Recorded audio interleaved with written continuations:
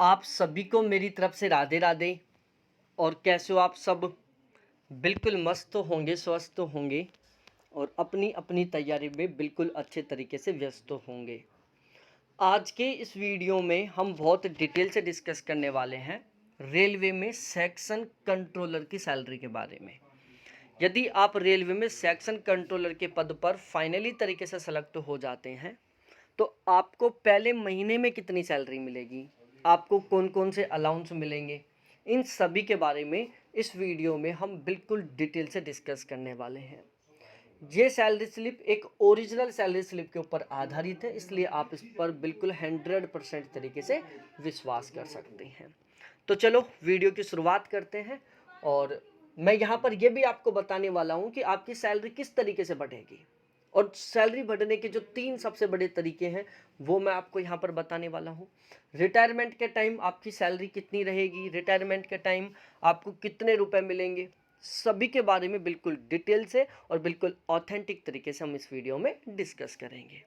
देखो, रेलवे में जो सेशन कंट्रोलर है वो एक 4200 ग्रेड पे की जॉब है जो कि लेवल 6 में आती है। पे स्केल 9300 रुपये से लेकर 34,800 रुपये तक रहता है और बेसिक पे 35,400 रुपये से लेकर 1,12,400 रुपये तक होता है। ये बिल्कुल बेसिक जानकारी है रेलवे में सेक्शन कंट्रोलर के बारे में। अब हम आगे देखते हैं कि इनकी पहले महीने की सैलरी स्लिप किस तरीके से रेडी होती है। तो भाई इनका स्टार्टिंग का पहले महीने का जो बेसिक पे वो रहता है 35,400 रुपये। आप सोचो, मतलब 35,400 रुपये तो आपका स्टार्टिंग का बेसिक पे होगा, यहाँ से तो आपकी शुरुआत होगी। बाकी के जो चीज़ें ना अलाउंस वगैरह वो तो अलग हैं। 35,400 से तो आपकी कहानी की शुरुआत होगी। उसके बाद आपको मिलेगा डीए।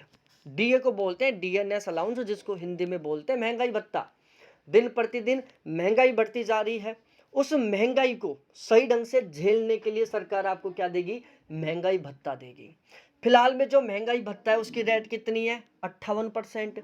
यदि 35,400 रुपये का आप 58% निकालोगे तो कितना निकल कर आएगा? 20,532 रुपये। ठीक है। उसके बाद आपको मिलेगा HRA, हाउस रेंट अलाउंस। अब ये डिपेंड करता है कंडीशन के ऊपर।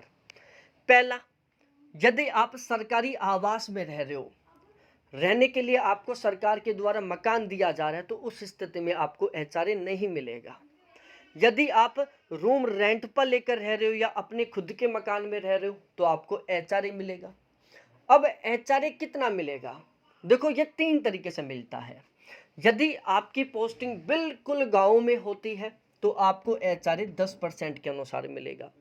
यदि आपकी पोस्टिंग बहुत बड़े शहरों में होती है तो आपको 20% के अकॉर्डिंग HRA मिलेगा। और यदि आपकी पोस्टिंग दोनों के बीच के कैटेगरी के शहरों में होती है तो आपको 20% के अकॉर्डिंग HRA मिलेगा। यहाँ पर हम HRA कैलकुलेट कर रहे हैं 20% के अनुसार। 35,400 रुपये का यदि हम 20% निकालते हैं तो ये निकल कर आता है 7,080 रुपये। यह बना आपका HRA। उसके बाद आपको मिलेंगे ट्रांसपोर्टेशन अलाउंस के 2,790 रुपये। नाइट ड्यूटी अलाउंस के मिलेंगे 2,254 रुपये।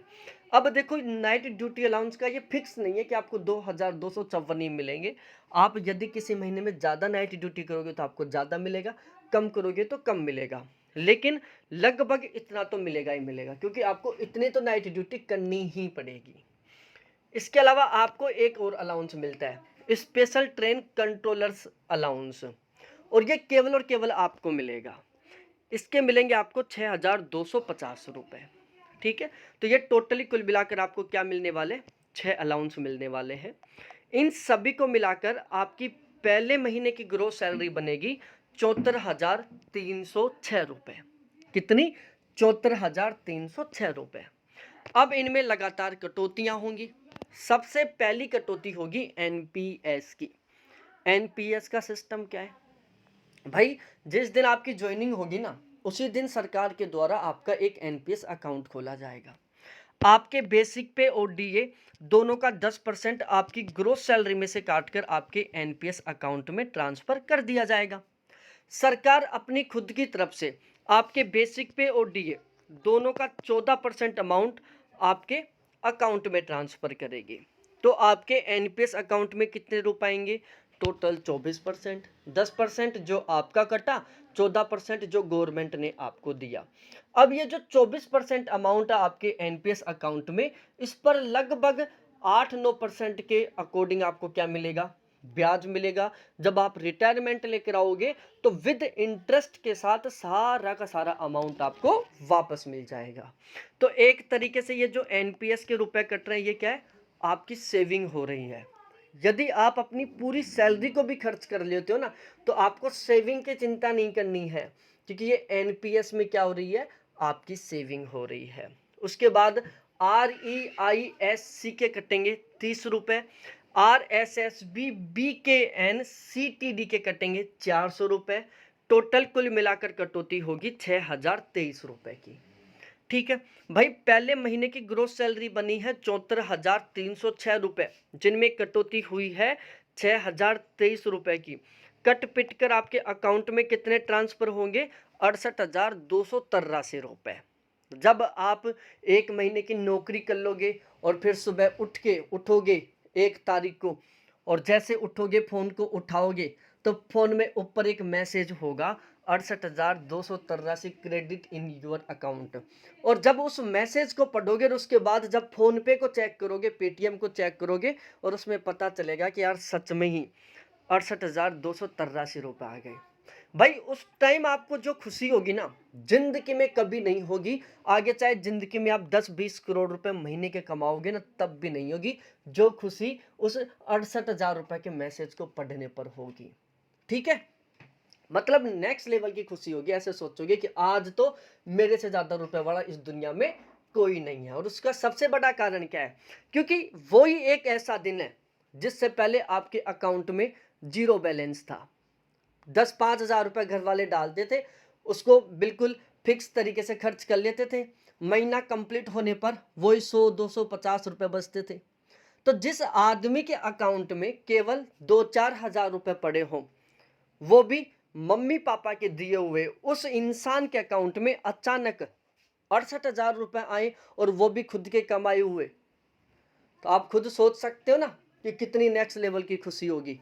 और यदि आपकी शादी हो गई और आपकी वाइफ है, वो तो भाई उस दिन ऐसे समझेगी कि मैं तो एलिजाबेथ से भी ऊपर हूं, मेरे से ज्यादा रुपए वाला तो आज के दिन अंबानी भी नहीं है। वो तो खुद को ऐसे समझेगी, है ना। और ये रियलिटी है। तो समझ में आ गई ये बात। कुल मिलाकर आपकी पहले साल की जो सैलरी है ना, वो बनेगी लगभग 8,19,396 रुपए। अब हम बात करते हैं कि सैलरी बढ़ेगी किस तरीके से। भाई सैलरी बढ़ने के टोटल 3 तरीके हैं। पहला, आपकी ये जो सैलरी स्लिप में इसमें बढ़ोतरी होगी। जैसे आपका बेसिक पे 35,400 रुपये, ये हर साल 3% बढ़ेगा। दूसरा डीए साल में 2 बार बढ़ेगा, एक बार जनवरी में, दूसरी बार जुलाई में। लगभग एक साल में 5 से 8% के बीच में आपका डीए बढ़ेगा। तीसरा एचआरए बढ़ेगा 2-3 साल में एक बार। ट्रांसपोर्टेशन अलाउंस बढ़ेगा 2-3 साल में एक बार। ठीक है, तो ओवरऑल अच्छे खासे तरीके से सैलरी बढ़ेगी। सैलरी बढ़ने का दूसरा तरीका कि भाई आपका प्रमोशन भी होगा, है ना। आप सेक्शन कंट्रोलर के पद पर लगोगे, फिर आपका प्रमोशन होगा, फिर उससे ऊपर प्रमोशन होगा, फिर उससे प्रमोशन होगा। तो जैसे जैसे आपका प्रमोशन होगा वैसे वैसे आपकी सैलरी बढ़ेगी।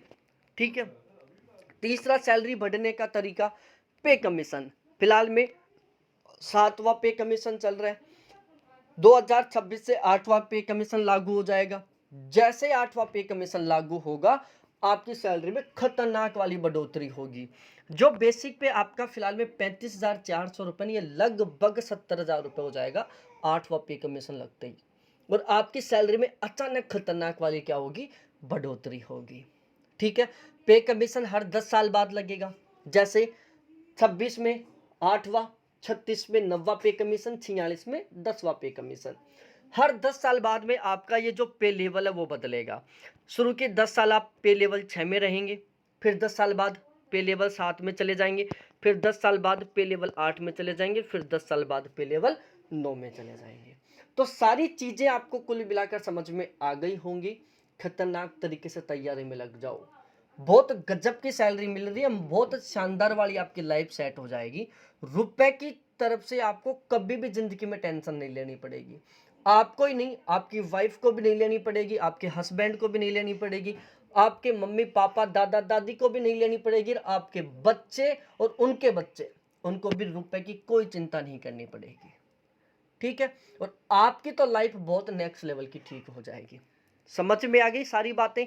फिर मिलते हैं हम इसी तरीके से एक दूसरे वीडियो में। मैंने इतनी मेहनत की है, छोटा सा फर्ज बनता है कि वीडियो को लाइक कर दो, दोस्तों के साथ शेयर कर दो और चैनल को सब्सक्राइब कर दो, क्योंकि अभी तक आपने चैनल को सब्सक्राइब नहीं किया, मेरे को पता है, क्योंकि आप कर देते तो सब्सक्राइबर बढ़ जाते, ये इतने थोड़ी ना रहते। तो सब्सक्राइब भी कर दो, दोस्तों के पास शेयर भी कर दो, लाइक भी कर दो, आपका अंगूठा नहीं घिसने वाला।